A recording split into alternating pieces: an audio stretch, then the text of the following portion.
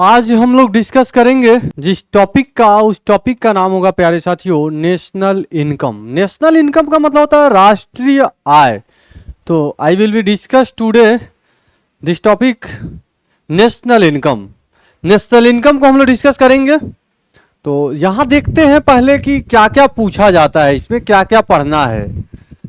Indian economy का जो अगला पार्ट जो अगली क्लास में आपको प्रोवाइड कर रहा हूं वो है आपका नेशनल इनकम कहा जाएगा। नेशनल इनकम का मतलब होता है, इसे कहते हैं राष्ट्रीय आय कहा जाएगा। क्या बोलेंगे इसको? इसे कहेंगे राष्ट्रीय आय कहा जाएगा। याद रखिएगा, इसे कहा जाएगा राष्ट्रीय आय। पहला तो मुद्दे यही बनता है राष्ट्रीय आय में हमें पढ़ना क्या क्या है। तो आपने बचपन में सुना होगा या तैयारी करने आए होंगे तो जीडीपी का नाम सुना होगा। वो पहले बार जब बच्चा जीडीपी का नाम सुनता है तो बड़ा कंफ्यूज सा हो जाता है। उसको ग्रास डोमेस्टिक प्रोडक्ट ना दिख करके कुछ और ही समझ में आ जाता है। अगर बच्चा बायोलॉजी टाइप का होगा तो पता नहीं कुछ और समझने लगेगा। और इकोनॉमी का पहला टॉपिक वो वही बचपन में समझ में आता था, जीडीपी। उसके अलावा और तो कुछ समझ में आता नहीं था। वो भी जीडीपी समझ में आता था तो कोई सवाल ही नहीं है कि समझ में आ जाए। तो जीडीपी ना समझ में आकर के फिर जीडीपी नहीं समझ में आता था, नेशनल इनकम नहीं समझ में आता था, और अर्थव्यवस्था जैसे सब्जेक्ट को हम वहीं पे छोड़ देते थे। तो जो पहला टॉपिक जो इसमें हमें पढ़ना है नेशनल इनकम में, उस टॉपिक का नाम होगा, याद रखिएगा, concept of national income. National income यानी राष्ट्रीय आय की अवधारणा। कॉन्सेप्ट ऑफ नेशनल इनकम यानी इसे कहेंगे राष्ट्रीय, नेशनल इनकम मतलब राष्ट्रीय आय। राष्ट्रीय आय की अवधारणा कहा जाएगा। क्लियर है? राष्ट्रीय आय की अवधारणा में क्या क्या मुद्दा है? तो पहला रहेगा आपका जीडीपी। जीडीपी में मतलब होता है ग्रास डोमेस्टिक प्रोडक्ट। जीडीपी के बाद आपका क्या होगा? GNP, grass national product. फिर आप ले सकते हैं जीएनपी, जीडीपी, जीएनपी। ये रहेगा आपका एनएनपी, एनएनपी रहेगा। फिर रहेगा एनडीपी, एनडीपी कर लेंगे। ये आपको 4 डायमेंशन आगे मिलेगा। आपको पर कैपिटा इनकम भी पढ़ना है, मैं आगे आपको डिस्कस करूंगा। बहरहाल जीडीपी क्या है, जीएनपी क्या है, एनएनपी क्या है और एनडीपी क्या है, ये क्या है, तो बड़ा मुद्दे की बात आ जाती है। यहीं पर प्रॉब्लम यहीं फंसता है बच्चों को। लेकिन बहरहाल आप याद रखिएगा, राष्ट्रीय आय की अवधारणा में जीडीपी, फिर जीएनपी, फिर एनएनपी, फिर एनडीपी, ये आपसे चर्चा मैं करूंगा नेशनल इनकम। फिर आता है नेशनल इनकम में आगे जब आप जाएंगे तो नेशनल इनकम को सबसे पहली बार कैलकुलेट कब किया गया था? आपको पता ही होगा। First of all national income calculated by दादा भाई नौरोजी। दादा भाई नौरोजी के द्वारा पहली बार यहां पर संशोधित, पहली बार जो है यहां पर क्या किया गया था, नेशनल इनकम को कैलकुलेट किया गया। तो ये भी आपका टॉपिक रहेगा। फर्स्ट ऑफ ऑल, पहली बार national income calculate,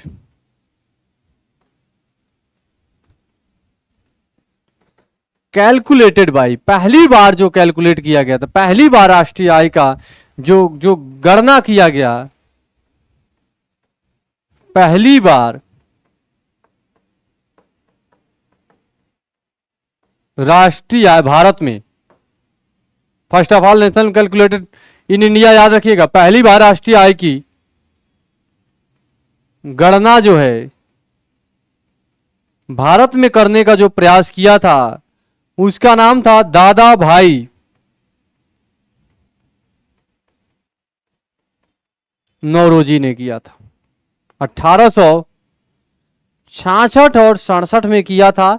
drain theory of wealth उनकी बुक था। ड्रेन थियरी ऑफ वेल्थ यानी धन का निर्गमन सिद्धांत क्या था उनकी किताब का नाम था। तो ये बात आप याद रखिएगा, नेशनल इनकम में चार बातें आप ये दूसरी पॉइंट आप याद रखिएगा। अगला आता है कि नेशनल इनकम जब कैलकुलेट किया जाता है तो उसके लिए बेस ईयर होता है। बेस ईयर जो होता है वो पहले जो है 2004 और 5 का लिया जाता था, अब जो बेस ईयर लिया जा रहा है 2011 और 12 का लिया जा रहा है। तो तीसरा पॉइंट रहेगा नेशनल इनकम के कैलकुलेट के लिए, तो ये भी मैं आपको बताऊंगा बेस ईयर क्या होता है। बेस ईयर, बेस ईयर यानी आधार वर्ष कहा जाता है इसको। जो नेशनल इनकम के लिए जो आधार वर्ष है, ये आधार वर्ष पहले जो था ये 2004 और 5 का लेते थे, अब जो इसका आधार वर्ष लेते हैं 2011 और 12 का लेते हैं। ये पहले था, बिफोर था, और ये जो अब हम क्या करते हैं नाउ, अब हम क्या करते हैं इसको हम लोग लेने का प्रयास, इस आधार पे हम लोग गणना करते हैं। तो बेस ईयर आप याद रखिएगा 2004 और 5, 11 और 12 ये पहले और ये अब रहेगा। ये इसे कहते हैं संशोधित कर सकते हैं, ये रिवाइज्ड है। ये जो नया डाटा है ये रिवाइज्ड है, रिवाइज्ड यानी संशोधित है। क्लियर हो गया? बेस ईयर ये गण। अगला आता है मेथड क्या है, दो बातें और आएगा। एक होता है institution, who was the institution to calculate the national income, national income को कैलकुलेट करने वाली संस्था कौन है। और एक पॉइंट और आता है नेशनल इनकम को कैलकुलेट करने का मेथड क्या है, तरीका क्या है, यह भी आपसे पूछा जाता है। तो मैं पहले आपको वो यहां पर डिस्कस करता हूं, method to calculate national income. Method to calculate national income, राष्ट्रीय आय की गणना की विधि क्या है। राष्ट्रीय आय जो गणना की विधि क्या है, तो राष्ट्रीय आय की गणना की जो विधियां हैं वो याद रखिएगा, तीन विधियां हैं।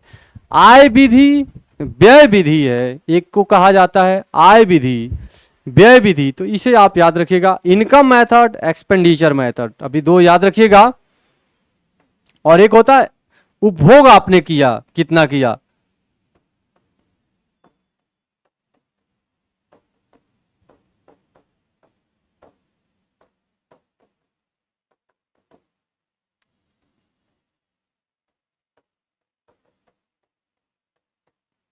ये आप याद रख, आय विधि, व्यय विधि, इनको आपको याद रखते हुए चलना है। अगला आता है राष्ट्रीय आय की गणना की विधि, इनकम मेथड, एक्सपेंडिचर मेथड, और आपने कितना जो है उपभोग किया, उसे कंजम्पशन मेथड कहा जाता है। कंजम्पशन मेथड, आपने उपभोग कितना किया, कंजम्पशन मेथड।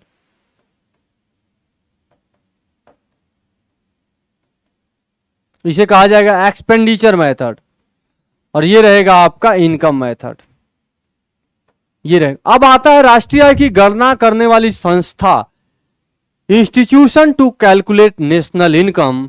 इंस्टीट्यूशन में आप याद रखिएगा, यहां पर अभी मैं चलता हूं चौथे टॉपिक में, इसमें institution to calculate national income याद रखिएगा।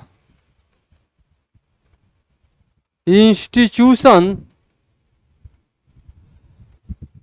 टू कैलकुलेट नेशनल इनकम, राष्ट्रीय आय की गणना करने वाली संस्था कौन सी है। राष्ट्रीय आय की गणना करने वाली संस्था की अगर बात की जाए यहां पर, तो अभी जो करता है उसे कहते हैं मोस्पी कहा जाता है। मोस्पी का मतलब होता है ministry of statistics and programme implementation कहा जाता है। Ministry of statistics and programme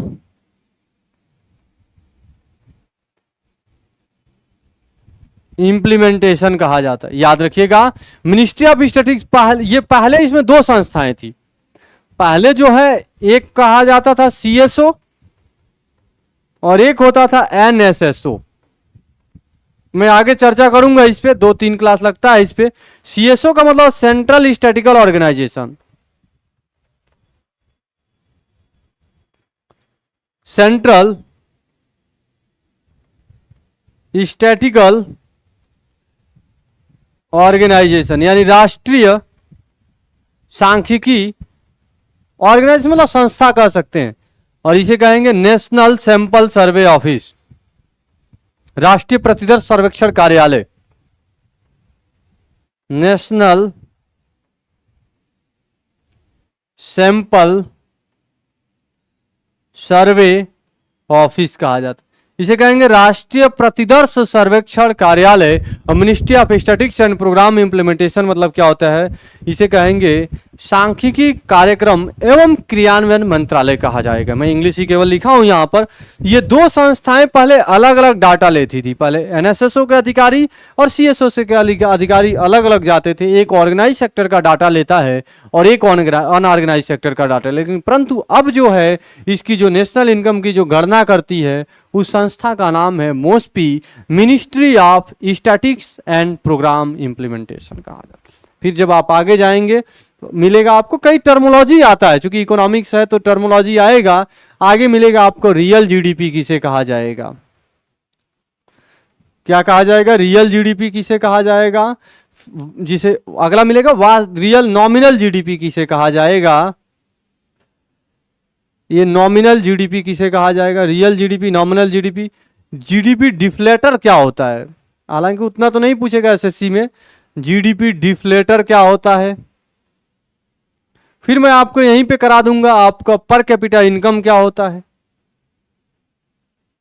तो ये real GDP, nominal GDP, GDP deflator, per capita income, ये सारी बातें जो है आपके, ये टर्म्स जो है आपके इकोनॉमी के, ये आपसे पूछे जाते हैं। ये 4-5 बातें आपको मिलेगा। इन 4-5 बातों को अगर आप कवर कर लेंगे तो फिर आगे एक और टॉपिक आता है आर्थिक विकास और आर्थिक समृद्धि किसे कहा जाएगा, economic development and economic growth किसे कहा जाएगा। लिख लीजिएगा, इकोनॉमिक डेवलपमेंट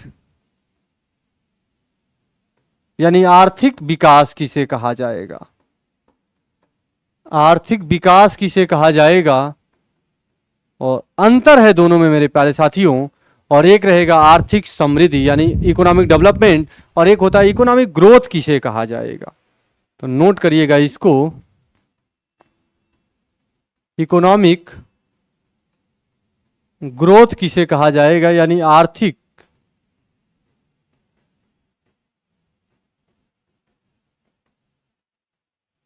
आर्थिक समृद्धि किसे कहा जाएगा। ये इतने टॉपिक्स आप याद रखिएगा। ये टर्म्स है इकोनॉमिक डेवलपमेंट, ये रहेगा आपका आर्थिक विकास, आर्थिक समृद्धि, GDP, real GDP, nominal GDP, GDP deflator, per capita income. यहाँ पर रहेगा मोस्पी, नेशनल इनकम को कैलकुलेट करने वाली संस्था। और इसके पहले जब आप आएंगे यहाँ पर तो मेथड है आय विधि, व्यय विधि, उपभोग यानी कंजम्पशन मेथड जिसे कहा जाता है। और यहाँ पर बेस ईयर जो पहले था 2004 और 5 लेकर के चलते थे, अब बेस ईयर में बदलाव करके 2011 और 12 के बेस ईयर को ले लिया गया है। यहाँ पर आएगा first of all national income को कैलकुलेट करने का कार्य दादा भाई नौरोजी ने किया था। ड्रेन थ्योरी या वेल्थ, धन का निर्गमन सिद्धांत उन्हीं ने दिया था। और कैसे धन के निर्गमन सिद्धांत दिया, poverty and British rule in India दिया, कैसे ये सारी बातें आपके सामने आई। यहाँ पर मैं आपको आगे बताऊंगा कैसे आपकी चर्चाएं होती। यहाँ पर कई सारी बातें निकल करके राष्ट्रीय आय की अवधारणा, जीडीपी, जीएनपी, एनएनपी, और अब आता है आपका एनडीपी के रूप में जाना जाता है। तो पॉइंट भी क्लियर, देखो पढ़ने के लिए बड़ा जरूरी होता है। मैं बार बार बोलता हूं अपने विद्यार्थियों को कि पढ़ना कम है लेकिन तरीके से पढ़ना है, सलीके से पढ़ना है। उसको सलीका आपका तैसा ही होना चाहिए। या अब सलीके का मतलब क्या होता है, आपको कहाँ जाना है, कैसे जाना है, पहले तो आपको ये क्लियर करना पड़ेगा ना। कि आप उसको क्लियर ही नहीं करोगे तो फिर मामला तो फंस जाएगा आपका। तो पहले मैंने आपको टॉपिक क्लियर, देखो एक टॉपिक नहीं है, 1 2 3 4 टॉपिक यहाँ पर है आपका। ये 5 6 7 8 7-8 टॉपिक है आपके। लेकिन इन 7-8 टॉपिक को क्लियर नहीं करेंगे कि हमें ये पॉइंट से ये पॉइंट ऐसे ऐसे पढ़ना है, कभी भी पढ़िए आप। अब देखे होंगे आपने, हमने कई क्लासेस आपको दिया है आपके यूट्यूब चैनल पे। हमें लग रहा है 4वीं-5वीं चैप्टर की क्लास में आपको दे रहा हूँ। हर चैप्टर का थोड़ा थोड़ा करके मैंने आपको क्लासेस जो है प्रोवाइड कर दिया है। तो इसको इसलिए दे रहा हूँ क्लासेस आपको कि ताकि आप देख लीजिए कि आप गलती कहाँ पे करते हैं। फिर वही वाली हाल होगी, नहीं तो फिर लम्हों ने खता की है, सदियों ने सजा पाई है। थोड़ी सी गलती करेंगे फिर सिलेक्शन से दूर हो जाएंगे। तो फिर बड़ा दिक्कत होती है। और आजकल क्या बेरोजगारी का दौर, बेरोजगारी नहीं रही, अब ये चरम पोजीशन पे आ गई है। मैं आपको बताऊंगा गरीबी बेरोजगारी तो बताऊंगा, किसी व्यक्ति की इच्छा योग्यता क्षमता के बाद भी कार्य नहीं मिल रहा, और शायद आज वही कंडीशन है, कार्य करना चाहते हैं नहीं मिल रही है। यही कंडीशन क्रिएट होते हैं। कैसे होते हैं, कहाँ से होते हैं, इन सब की हम परिचर्चा करेंगे आने वाले समय में एक एक करके। बहरहाल आप याद रखिएगा, कॉन्सेप्ट ऑफ नेशनल इनकम मैं लेकर चलता हूं आपको पहले टॉपिक की तरफ। जीडीपी को आज मैं डिस्कस करूंगा। इतने डायमेंशन के बाद जो अगला जो हम डिस्कशन में जो लेंगे वो रहेगा आपका, जिसे कहा जाएगा जीडीपी कहा जाएगा। क्या कहेंगे मेरे प्यारे साथियों, इसे कहा जाएगा, लिखिएगा, हेडिंग डालिएगा, जीडीपी। जीडीपी का मतलब क्या होता है, इसे कहते हैं ग्रास डोमेस्टिक प्रोडक्ट। याद रखिएगा, ग्रास डोमेस्टिक प्रोडक्ट कहा जाएगा, ग्रास डोमेस्टिक सकल घरेलू उत्पाद कहा जाएगा।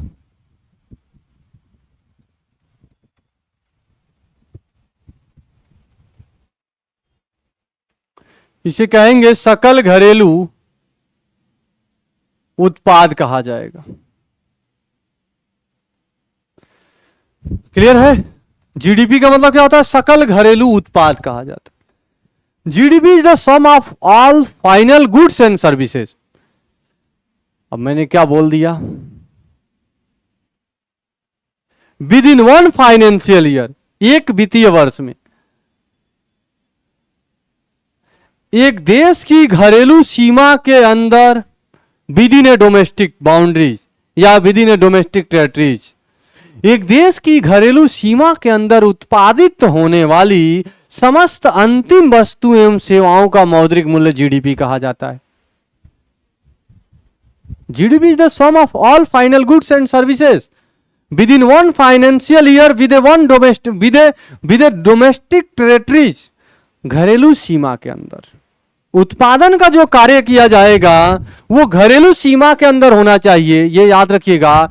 लेकिन पहला पॉइंट मैंने आपको बताया, जीडीपी जो होता है ये सम होता है। सम का मतलब क्या होता है, ये योग होता है। योग में दो चीजें मैंने आपको बताया, sum of the all final goods and services होता है।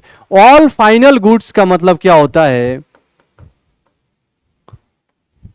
ऑल फाइनल गुड्स एंड अगला जो रहेगा इसे कहा जाएगा सर्विसेज कहा जाएगा। यानी कि समस्त वस्तु, ये कह रहा ऑल फाइनल गुड्स, समस्त वस्तु एवं सेवाओं कहा जाएगा इसको। सभी वस्तुएं और सेवाएं इसमें शामिल की जाएंगी।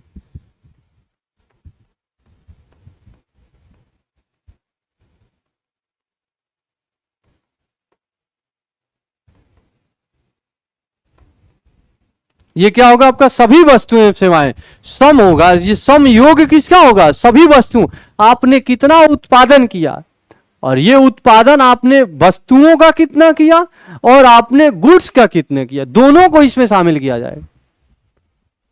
सर्विसेज में क्या है, वस्तुओं में क्या है, आगे मैं इससे चर्चा करूंगा आपको। बहरहाल आप लोग तो जानते ही है, एडमिनिस्ट्रेटिव सर्विस, कॉल सर्विस, तमाम सारे हैं। आपका आप जॉब दे रहे हैं वो भी सर्विस है आपका, ये तमाम सारे आपके सर्विसेज आ जाएंगे। ये आपका एडवर्टाइजमेंट का सर्विस हो गया, ये तमाम सर्विसेज। गुड्स मतलब आपने वस्तुएं क्या बनाई, कपड़े बनाए, जवाहरात बनाए, मशीनरीज बनाए, आर्टिकल्स बनाए, तो जितना उत्पादन किया जाएगा, अब व्यक्ति का होगा तो व्यक्ति की आय होगी, राज्य का होगा तो राज्य की आय होगी, देश का होगा तो देश का होगा। यहां पर हम किसी इंडिविजुअल का नहीं पढ़ रहे हैं, यहां पर देश का पढ़ रहे हैं, तो इसे नेशनल इनकम कहा जाएगा। याद रखिएगा, sum of all final goods and services, ये सभी वस्तुओं एवं सेवाओं का क्या होता है, योग होता है। पहला पॉइंट आप याद रखिएगा। दूसरा प्रश्न बनेगा, sum of all final goods and services, लेकिन जो हम लोग यूज करते हैं, ऐसा नहीं है कि उत्पादन कभी का कभी जोड़ लेंगे, नहीं। ये जो हम लोग जो यूज करते हैं, ये याद रखिएगा, एक वित्तीय वर्ष में, विद वन फाइनेंशियल ईयर, जो कैलकुलेशन करेंगे,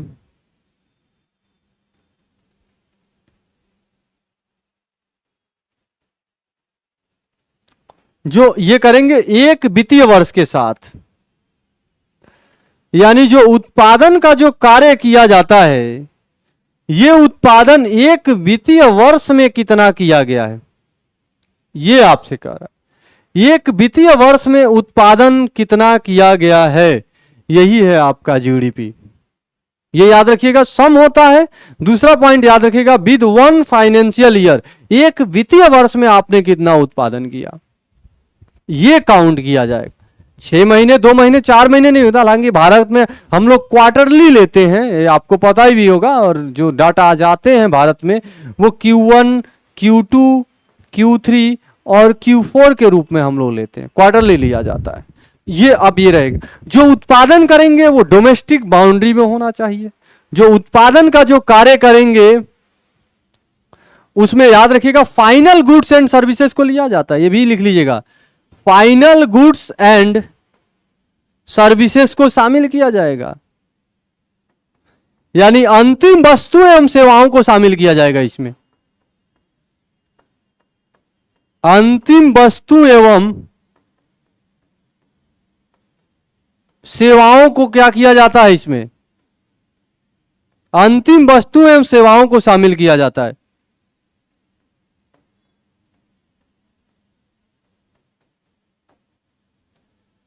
ये याद रखिए, फाइनल गुड्स एंड सर्विसेज है। इंटरमीडिएटरी वस्तु को गणना नहीं की जाती है। क्यों नहीं करते आगे मैं बताऊंगा, क्योंकि डबल काउंटिंग हो जाएगा, दोहरी गणना हो जाएगी। अभी मैं सारी बातें क्लियर करूंगा। तो यहां पर याद रखिएगा, इंटरमीडिएटरी वस्तु यानी मध्यवर्ती जो वस्तु है,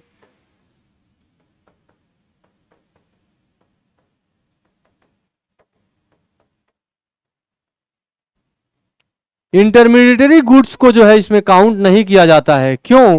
क्योंकि यहां पर डबल काउंटिंग हो जाएगा। डबल काउंटिंग का मतलब क्या हो जाएगा, दोहरी गणना हो जाएगी। और दोहरी गणना से बचने के लिए यहां पर अंतिम वस्तुओं और सेवाओं को शामिल किया जाता है। अभी मैं इसको और भी एग्जांपल के साथ मैं आपको क्लियर कर दूंगा। और फाइनल गुड्स में क्या है, और अगला फिर पॉइंट बनता है कि जो इसकी गणना की जाती है वो डोमेस्टिक टेरिटरी के अंतर्गत किया जाता है। ऐसा नहीं है कि उत्पादन कहीं भी करेंगे, उत्पादन का जो कार्य होना चाहिए, प्रोडक्शन जो होना चाहिए, प्रोडक्शन विल बी, ये डोमेस्टिक टेरिटरी में होना चाहिए, विद इन डोमेस्टिक टेरिटरीज होना चाहिए। और डोमेस्टिक टेरिटरी में भी विवाद है, क्या क्या आएगा, जैसे स्पेस है वो भी आ जाएगा, राजनयिक क्षेत्र है आपका वो भी आ जाएगा। तो यानी ध्रुवीय क्षेत्र, पोलर एरिया में अगर आप कोई रिसर्च कर रहे हैं वो भी आपका आ जाएगा, या आप 12 नॉटिकल मील तक का जो क्षेत्र होता है वो भी आपका आता है। तो ये वही कह रहा है कि जो उत्पादन कोई भी देश करेगा तो वो डोमेस्टिक टेरिटरीज में करेगा। डोमेस्टिक टेरिटरीज मतलब घरेलू जो सीमा होगा, ये घरेलू सीमा यानी बाउंड्री, सीमा वाली सीमा नहीं, ये घरेलू सीमा वाला है, यानी बाउंड्री वाला सीमा है। ये गांव वाली और शहर वाली सीमा और पूजा नहीं है यहाँ पे, ये डोमेस्टिक टेरिटरीज है। आपको इसे याद रखना चाहिए। यानी जैसे मान लीजिए कि आपका यहाँ पर क्या है, यहाँ पर ये वाला जो मुद्दा है आपका, ये वाला जो हिस्सा है, ये वाला हिस्सा, इसे आप याद रखें। यहां पे जो भारत है, तो भारत के अंदर आपने कितना उत्पादन किया, ये डोमेस्टिक जो है, वो तो अलग बात है, मैं आगे आपको डिस्कस करूंगा। यहां पर क्या रहेगा क्या नहीं रहेगा, 12 नॉटिकल मील तक रहेगा। फिर आता है जीडीपी में कौन सा काउंट नहीं किया जाता, आइटम्स कौन सा होता है, तो किसको काउंट नहीं किया जाता है, हस्तांतरण को नहीं काउंट किया जाता है, पेंशन वजीफा वगैरह को काउंट नहीं किया जाता है। क्यों? क्योंकि ये सब डबल काउंटिंग के अंतर्गत आ जाएंगे। ये 4 बातें आपको समझ में आया कि नहीं आया, ये पहले आप बता। अब देखो कितना आसानी के साथ मैंने सभी डायमेंशंस आपको तोड़ दिए हैं। पहला पॉइंट ये रहा आपका, दूसरा पॉइंट ये रहा आपका, तीसरा पॉइंट, और ये रहा आपका चौथा पॉइंट। क्लियर है कि नहीं है, बताइएगा। GDP is the sum of all final goods and services keeping in view of all above definition. उपयुक्त परिभाषा को ध्यान में रखते हुए कुछ बातें आपको याद रखना है कि जो आपका उत्पादन का कार्य करेंगे वो उत्पादन का कार्य आपकी घरेलू सीमा के अंदर होना चाहिए। इफ एनी पर्सन, अगर कोई भी व्यक्ति भारत का है, and due to production in foreign, और विदेशों में जाकर के उत्पादन करता है, then not count in the GDP, तब उसे जीडीपी में गणना नहीं किया जाएगा। वो कहाँ गणना किया जाएगा उसकी मैं आगे चर्चा करूंगा, यहाँ पे कंफ्यूजन करने की जरूरत नहीं है। तो ये पहली बात मैंने आपको बताया, जीडीपी की डिफिनीशन मैंने बताया, GDP is the sum of all final goods and services within domestic territories के अंतर्गत होना चाहिए, विद ए 1 फाइनेंशियल ईयर के साथ होना चाहिए। Keeping in view of all above definition, उपयुक्त परिभाषा को हमें ध्यान में रखते हुए ये बातें हमें याद रखना चाहिए कि जो आपका जो उत्पादन का जो कार्य करेंगे आप, मैंने क्या बोला, जो उत्पादन का कार्य आप करोगे, ये उत्पादन जो आपका जो प्रोडक्शन का जो कार्य आप करेंगे, ये प्रोडक्शन आप कैसे करेंगे मेरे भाई, ये प्रोडक्शन आपका डोमेस्टिक टेरिटरी के अंतर्गत होना चाहिए। ये क्या होगा, डोमेस्टिक टेरिटरीज के अंतर्गत होना चाहिए, यानी घरेलू सीमा के अंदर होना चाहिए। और अगर कोई व्यक्ति या संस्था, अगर कोई व्यक्ति या संस्था विदेशों में जाकर के उत्पादन करता है, विदेशों में क्या करेगा, जाकर के उत्पादन करेगा, विदेश में जाकर के क्या करेगा, उत्पादन करेगा, तो उसे जीडीपी में गणना नहीं किया जाता है। बड़ा प्यार से मैंने आपको इसको बताया। ये प्रोडक्शन टू डू, प्रोडक्शन जो है आपका, ये प्रोडक्शन डू इन फॉरेन, यानी ये विदेशों में जाकर के उत्पादन करेगा, तो क्या वह जीडीपी में गणना की जाएगी, नहीं की जाएगी। और यहाँ पे घरेलू सीमा के अंदर विदेशों में जाकर के चाहे यहाँ पर इंडिविजुअल व्यक्ति कर सकता है, या आपका यहाँ पर इंस्टीट्यूशन कर सकता है, संस्था कर सकता है, या व्यक्ति भी जाकर के कर सकता है, या संस्था भी कर सकता है, उसे काउंट नहीं किया जाता है। इसका मतलब यहाँ पर साफ साफ पहली कंडीशन में ही आपको यहाँ पर लिख के आया आपका नेशनल इनकम में कि जो आपका उत्पादन का कार्य किया जाएगा वो डोमेस्टिक टेरिटरीज के अंतर्गत होना चाहिए। और अगर कोई व्यक्ति विदेश में जाकर के उत्पादन करेगा तो वो जीडीपी में गणना में नहीं शामिल किया जाएगा, वो नेशनल की बात हो जाएगी। वो आगे मैं बताऊंगा आपको वो कैसे आप करेंगे, उसको में जीएनपी में काउंट हो जाएगा, वो जीडीपी नहीं होगा। तो ये बात आप याद रखिएगा। क्लियर है? ये आप प्रोडक्शन का कैसे। अगला मैंने एक आपको बात बताया, वित्तीय वर्ष तो आपका क्लियर हो जाएगा, वित्तीय वर्ष ही आपका लेंगे। सामान्यतः आपका अप्रैल से मार्च तक का वित्तीय वर्ष हम लोग लेते हैं, उसको आप छोड़ दीजिएगा। एक पॉइंट और मैंने आपको इसमें बताया, उत्पादन में अंतिम वस्तु और सेवाओं को शामिल किया जाता है। मैंने क्या बोला आपको, जो उत्पादन आप करेंगे इस उत्पादन में अंतिम वस्तु एवं सेवाओं को शामिल किया जाएगा। तो याद रखिएगा उत्पादन में क्या होता है कि अंतिम वस्तु, अब देखिएगा इसको मैं समझाना चाहता हूं, अंतिम वस्तु एवं सेवाओं को शामिल किया जाता है। अंतिम वस्तु और सेवाओं को शामिल करने का मतलब क्या होता है, फाइनल गुड्स एंड सर्विसेज लिया जाएगा। इसमें क्या लिया जाएगा मेरे प्यारे साथियों, तो याद रखिएगा इसमें लिया जाएगा फाइनल गुड्स एंड सर्विसेज लिया जाएगा। ये आपका रहेगा, ये अंतिम वस्तु और सेवाएं इसमें शामिल की जाएंगी। इंटरमीडिएटरी वस्तु की गणना नहीं की जाती है। क्या है मेरे साहब, क्या है मेरे रसगुल्लों, मेरे प्यारे साथियों, इंटरमीडिएटरी वस्तु क्या है, ये बड़ा मुद्दे की बात आती है। तो याद रखिएगा इसमें इंटरमीडिएटरी वस्तु जो है, इंटरमीडिएटरी गुड्स को शामिल नहीं किया जाएगा, क्योंकि यहां पर क्या हो जाएगा, डबल काउंटिंग हो जाएगा, डबल काउंटिंग हो जाएगा। अब बोलोगे साहब कि डबल काउंटिंग का मतलब क्या होता है, डबल काउंटिंग का मतलब होता है दोहरी गणना जिसे कहा जाएगा। ये बात आप याद रखिएगा। फाइनल गुड्स एंड सर्विसेज में आप जो शामिल करेंगे, intermediary goods not calculate, intermediary वस्तु को नहीं लेते हैं, बिकॉज डबल काउंटिंग हो जाएगा। दोहरी गणना जब उत्पन्न हो जाएगी तो ये आपका गलत हो जाएगा। ये बात आपको मैं समझाने जा रहा हूं, कैसे समझेंगे दोहरी गणना का कॉन्सेप्ट। आइए मैं लेकर के चलता हूं आपको अगले पॉइंट की तरफ।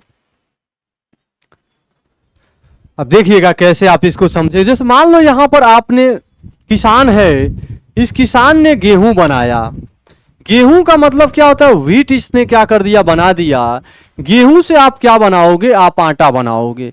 आटा का मतलब क्या होता है, फ्लोर आपने बना दिया। इस आटा से अगर मान लेते हैं किसी दुकानदार के पास गया और ये बनकर तैयार हो गया, ब्रेड और चाय के साथ तैयार है।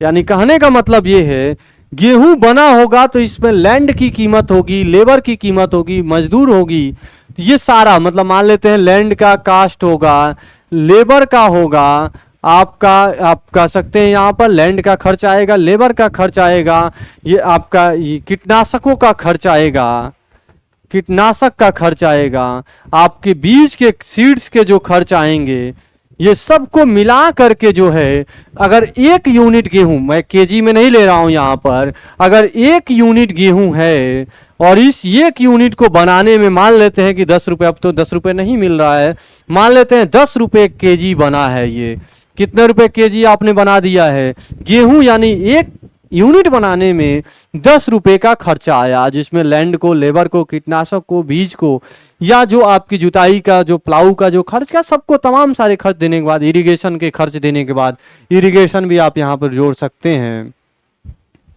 सिंचाई के खर्च के बाद, जो भी तमाम सारे खर्चों के बाद 1 यूनिट की कीमत आई किसान गेहूं का 10 रुपए, मान लेते हैं 10 रुपए। अब ये आटा के पास जाएगा तो जाहिर सी बात है आटा वाला क्या करेगा मेरे भाई, आटे वाले अपने चक्की का भी कीमत लेगा। मान लेते हैं कि चक्की वाले पे गए आप, ये 5 रुपए ऐड कर लिया, ये क्या कर लिया, 5 रुपए ऐड कर लिया। अब आटे आपको कितने में मिलेगा, 1 यूनिट, केजी नहीं, ये 1 यूनिट आपको 15 में मिले, चूंकि उसके अपने खर्चे हैं। और मान लेते हैं यहाँ पर ब्रेड वाले के पास गया तो ब्रेड वाले ने क्या कर दिया, उसका अपना तेल का खर्चे होगा, अपना मजदूर रखा होगा, फिर ब्रेड वगैरह बनाएगा तो उसका खर्चा लगेगा, या ठेले होगा या दुकान होगा तो उसको भी खर्च दे रहा होगा। तो ये मान लेते हैं 20 रुपए आपका ले लेता है। तो फाइनल आपने कितना पे किया था मेरे भाई, फाइनल आपने कितना पे किया, जो फाइनल आपने पे किया 20 रुपए पे किया। उपभोक्ता के द्वारा जब वस्तु उपभोग की जाती है, किसी कंज्यूमर के द्वारा जो उपभोक्ता जिस वस्तु को उपभोग करेगा उसकी कीमत देता है, और उपभोक्ता ने कितने रुपए अपने जेब से निकाल करके दिया, तो उपभोक्ता जो जेब से अपने पैसे दिया वो था आपके 20 रुपए, और 20 रुपए जो ये है ये कंज्यूमर के द्वारा कंज्यूम किया जाने वाला अंतिम वस्तु है कि नहीं है, कंज्यूमर के द्वारा कंज्यूम किया जाने वाला ये अंतिम वस्तु है जिसकी कीमत 20 रुपए दी गई है। ये वही बात है, आपका ब्रेड है आपका 20 रुपए का। यही इसी को कहा जाता है मेरे प्यारे साथियों, इसी को कहा जाता है जीडीपी कहा जाता है। तो जीडीपी का मतलब क्या है, अंतिम वस्तुओं और सेवाओं को शामिल किया जाएगा। मैंने बोला आपको एक टर्मोलॉजी, इंटरमीडिएटरी वस्तु को काउंट नहीं किया जाता है, इंटरमीडिएटरी वस्तु की गणना नहीं की जाती है, क्योंकि डबल काउंटिंग हो जाएगा। आइए इसको मैथमेटिकली प्रूव करके मैं दिखाता हूं। अच्छा, 10 को आपने, गेहूं की कीमत 10 रुपए थी और आटे की कीमत जो है आपकी कितने रुपए थी, 15 रुपए थी। तो 10 15 और तब क्या आपने 10 15 और मान लेते हैं ये आटे की कीमत है, ब्रेड वाला कहे कि हमें 20 रुपए दो, तो ये कितना हो जाएगा 10 20 और ये आपका 10 10 20 और 20 20 40 45 रुपए। क्या आपने 45 रुपए दिया था क्या ब्रेड के लिए? नहीं भाई, ब्रेड की कीमत में आटे की कीमत मर्ज थी, और याद रखिएगा आटे की कीमत में आपकी गेहूं की कीमत मर्ज थी। फाइनल जिसने यूज किया 20 रुपए था, यही आपका अंतिम वस्तु होगा। अब आप ये सोचे कि अलग अलग सबको जोड़ा जाए, गेहूं का 10 रुपए हमने जोड़ लिया, आटे का 15 रुपए हमने जोड़ लिया और हमने ब्रेड का 20 रुपए जोड़ लिया, तो अब ये कहें कि हम अलग अलग जोड़ करके पैसा लेंगे और दुकानदार को देंगे, तो ऐसा तो होता नहीं है। और ऐसा होगा तो डबल काउंटिंग होगा, और डबल काउंटिंग होगा तो वो क्या होगा, दोहरी गणना होगी, जो कि जीडीपी का जो कैलकुलेशन हमें देगा वो गलत कैलकुलेशन क्या करेगा, यहां पर गलत कैलकुलेशन या गलत अवधारणा हमें देगा। Keeping in view of above definition, अगर हम मान लें कि यहां पर दूसरी बातों को लें तो इसका सबसे बेहतर अंदाजा ये हो सकता है, आप लोग कभी पढ़े होंगे किताबों में एक टर्मोलॉजी आता है, उसे कहा जाता है जीबीए कहा जाता है, ग्रास वैल्यू एडिशन कहा जाता है। क्या कहेंगे मेरे भाई, इसे कहेंगे ग्रास वैल्यू एडिशन कहा जाएगा, सब्सट्रैक्शन नहीं एडिशन है, ग्रास वैल्यू एडिशन कहा जाएगा, सकल मूल्य संवर्धन कहा जाएगा। तो क्या कहेंगे इसको? सकल, हिंदी में कहते हैं इसको सकल मूल्य संवर्धन कहा जाएगा। तो ये है आपका जीबीए, दैट इज कॉल्ड, इसी को कहा जाता है जीडीपी। जीडीपी को आपने क्या कर दिया? समेशन कर लीजिए। ये आपने मैथ में पढ़ा होगा, इसको बोलते हैं समेशन, सम कर देना। अलग अलग जो है आपने जोड़ दिए, यही तो कह रहा ग्रास वैल्यू एडिशन। जो अलग अलग मूल्य था उस अलग अलग मूल्यों को आपने क्या कर लिया, यहां पर उस अलग अलग मूल्यों को आपने क्या कर लिया? जोड़ लिया। और अलग अलग मूल्यों को जैसे ही आपने क्या करेंगे, यहां पर जोड़ेंगे, पूरी कहानी मुद्दे में के रूप में। अब जैसे देखिए क्या रहेगा, 10 यूनिट है तो आपका 1 यूनिट की कीमत था, और आपने इसमें कितना ऐड किया था मेरे भाई? तो ये गेहूं से आटा बनाने में आपने तो 5 ही रुपए तो दिया था एक्स्ट्रा, ये 5 आ गया, ये आटे की कीमत हो गई। अब इसमें आपने कितना एक्स्ट्रा दिया था मेरे प्यारे साथियों? ये आपने 5 रुपए दिया था, तो 5 रुपए आपका यहां पर आ गया। तब जाकर के ब्रेड की कीमत जो आई थी वो 20 रुपए आई थी। तो ये 20 रुपए आपका, यही तो है जीडीपी। और कोई दूसरा है क्या जीडीपी? आप बता दो तो जरा, हम जाने, बूझो तो जाने। यहां पर ये बात आपकी क्लियर हुई कि नहीं हुई? तो या तो हम यहां पे अंतिम वस्तु या सेवाओं को कहें कि जीडीपी होता है, या तो हम ये भी कह सकते हैं कि जीबीए को जो अलग अलग जो हमने ग्रास वैल्यू एडिशन किया है, वो अलग अलग किए जाने वाले ग्रास वैल्यू एडिशन को हम क्या कर लें? आपस में जोड़ लें, तो भी हमें क्या प्राप्त हो जाएगा? जीडीपी प्राप्त हो जाएगा।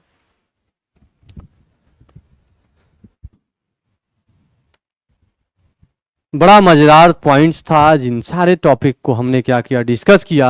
और लास्ट में जो आता है इसे कहा जाता है, जीडीपी की जो गणना की जाती है वो सामान्यतः एक वित्तीय वर्ष में किया जाता है।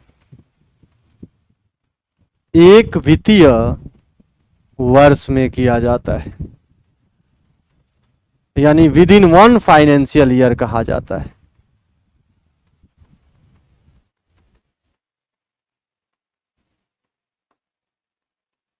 एक वित्तीय वर्ष में आपने, यानी यूं कहे हम यहां पर, ये एक वित्तीय वर्ष में अंतिम वस्तु एवं सेवाओं का, यही है भारत, अंतिम वस्तु एवं सेवाओं का ये क्या होता है?